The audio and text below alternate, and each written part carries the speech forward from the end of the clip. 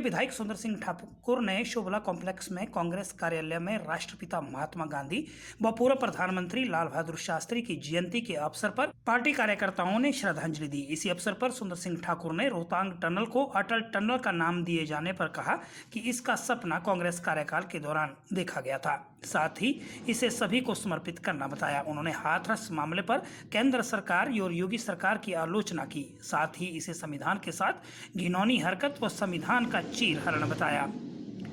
साथ ही उन्होंने कहा कि केंद्र सरकार ने किसी का विश्वास मत न लेते हुए ऐसे किसान बिल को पास किया जो हमारे किसानों को परेशानियों का सामना करने पर मजबूर करेगा, जिसका हम विरोध करते हैं। इसके लिए पार्टी ने उपायुक्त कुल्लू को ज्ञापन भी सौंपा। न्यूज़ प्लस के लिए कुल्लू से तुलसी सिंह के साथ दीपिका मल्होत्रा की रिपोर्ट। राष्ट्रपिता महात्मा गांधी जी की जयंती है, साथ में पूर्व प्रधानमंत्री और जो एक हमारे भारत रत्न भी रहे हैं लाल बहादुर शास्त्री जी, उनकी जयंती भी है। और राष्ट्रपिता महात्मा गांधी जी जो कि इस देश की आज़ादी के लिए उन्होंने जिस प्रकार से बिना खड़क बिना ढाल और एक संत साबरमती के संत ने जो कमाल किया और भारत को आज़ादी दिलाई और इस देश को एकता अखंडता के में पिरोए रखा, आज उन्हें याद करते हुए उनके जो सुविचार है उन पे अमल करने की हम यहाँ पे जो उस पे शपथ भी लेते हैं। और साथ में हमारे पूर्व प्रधानमंत्री लाल बहादुर शास्त्री जी, जिन्होंने जय जवान जय किसान का नारा हिंदुस्तान में दिया था, और आज के दिन में उनके जो दिए हुए विचार बहुत ही जो इस देश को बहुत आगे बढ़ाने में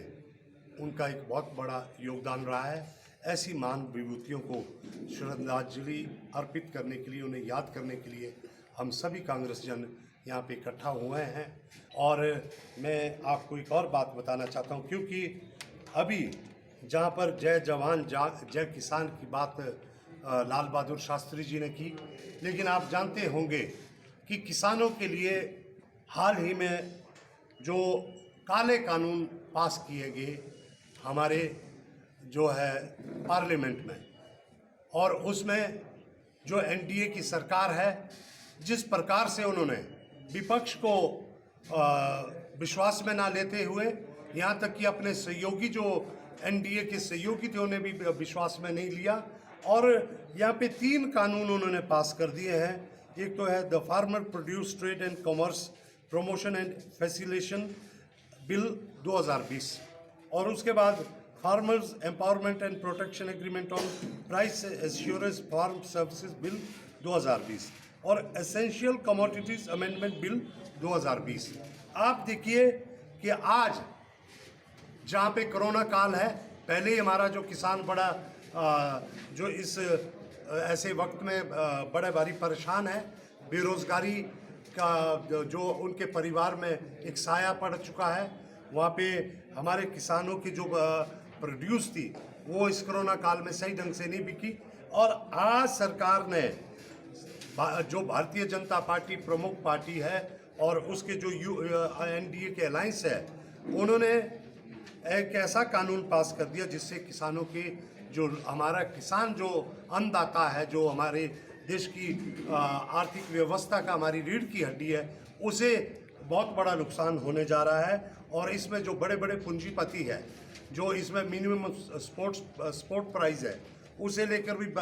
अभी कोई इसमें क्लैरिटी नहीं है। जब सरकार चाहेगी तो स्पोर्ट प्राइस देगी, नहीं चाहेगी तो नहीं देगी। जबकि पहले आप जानते होंगे कि मिनिमम स्पोर्ट प्राइस कोई उस स्पोर्ट प्राइस पे किसान का उत्पाद बिकता नहीं है, लेकिन वो न्यूनतम मूल्य होता है जिसके ऊपर आगे जो है जो मार्केट प्राइस तय होता है। और उसके साथ में जो एसेंशियल कमोडिटीज़, जो कि एक पहले था कि आप भंडारण नहीं कर सकते हैं, जो फूड ग्रेन्स है उनका जो आप जैसे बड़े बड़े व्यापारी क्या करते थे कि वो भंडारण करते थे और मन मर्जी से उसके रेट जैसे जैसे शॉर्टेज पैदा करके उसके रेट बढ़ाते थे। किसानों से तो वो कम रेट पे खरीदते क्योंकि उनके भंडार में अनाज पड़ा है। लेकिन वो मार्केट में रिलीज नहीं करते थे। और मार्केट में जब पैसा जो है फूड ग्रेन और किसानों के उत्पाद रिलीज नहीं होंगे तो मार्केट में तो महंगाई होगी, लेकिन उनके भंडार भरे तो वो किसानों से उत्पाद नहीं खरीदेंगे। एक ऐसे काला कानून है जिसके विरोध में हम आज यहाँ पे ज्ञापन देंगे। लेकिन मैं आपको एक बात कहना चाहूँगा, कुल्लू में क्योंकि अभी धारा 144 हमारे ज़िले में लागू हो चुकी है, और ऐसे वक्त में कल क्योंकि प्रधानमंत्री यहाँ पे आने जा रहे हैं और हम विपक्ष के नाते हमारे पूरे विपक्ष विधायकी दल आज यहाँ कुल्लू पहुँच रहा है, और leader of opposition Mukesh Agnihotri ji की अगुवाई में। तो ऐसे वक्त में हम कोई जुलूस निकाल कर कोई ऐसा संदेश नहीं देना चाहते हैं, क्योंकि हमारे पास जो विपक्ष करने का बहुत बड़ा समय है। हम कभी और दिन हम बहुत बड़े ढंग से यहाँ पे धरना प्रदर्शन करेंगे, लेकिन आज हमारे क्योंकि एक राष्ट्रीय महत्व का एक जो रोहतांग टनल है, जिसे अभी नाम अटल टनल रोहतांग रखा है, और मेरे ख्याल से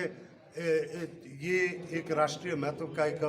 प्रोजेक्ट है जिसके लिए हम सभी कांग्रेस के लोग भी वहाँ शामिल होंगे। और ऐसे वक्त में सिर्फ आज यहाँ पे महात्मा गांधी जी को और लाल बहादुर शास्त्री जी को इन्हें याद करते हुए किसानों की बात को हम अभी ज्ञापन के माध्यम से प्रशासन को, हमारे कुछ लोग जाएंगे और वहाँ पे ज्ञापन देंगे। तो यही आज हमारा प्रण है कि हमें जवानों के भी ख्याल रखना है, हमें किसानों का भी ख्याल रखना है, बेरोजगारी की भी बात है और सामाजिक सुरक्षा की भी बात है। आज के दिन में आप देख रहे हैं कि किस तरह विघटनकारी ताकतें इस देश को तोड़ने में लगी है। आज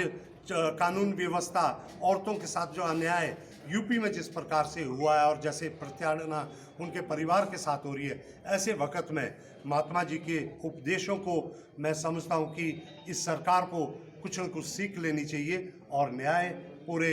समाज को मिलना चाहिए। यही हम आज के दिन में सरकार से भी उम्मीद करते हैं और हम भी यही प्रण लेकर आगे बढ़ेंगे। हाँ सर, अटल टनल तो 2 बजे उस शव का दाह संस्कार किया गया। ये एक बहुत ही शर्मिंदगी वाली बात है इस सरकार के लिए। बेशक वो योगी सरकार है और बेशक वो मोदी सरकार है, और उसके साथ में हमारे शीर्ष नेतृत्व राहुल गांधी जी और प्रियंका गांधी जी और हमारे अन्य नेतागण जब वहाँ पे जा रहे थे, जो बदसलूकी हुई है, उन्होंने कोई जो है राहुल गांधी को धक्का मार के नहीं गिराया, उन्होंने देश के प्रजातंत्र को धक्का मारने की कोशिश की है, देश के जो है जो जनता की आवाज़ को धक्का मारने की कोशिश की है। ये बलात्कार कोई एक पीड़िता के साथ अकेला नहीं हुआ, ये देश के जो है हमारा संविधान है, हमारी जो एकता है, पूरे के पूरे ढांचे के साथ ये जो एक घिनौनी हरकत है। और ऐसे वक्त में शीर्ष नेतृत्व के ऊपर पुलिस की गुंडागर्दी जिस प्रकार से हुई है, आने वाले दिन में जनता योगी सरकार को और मोदी सरकार को माफ करने वाली नहीं है।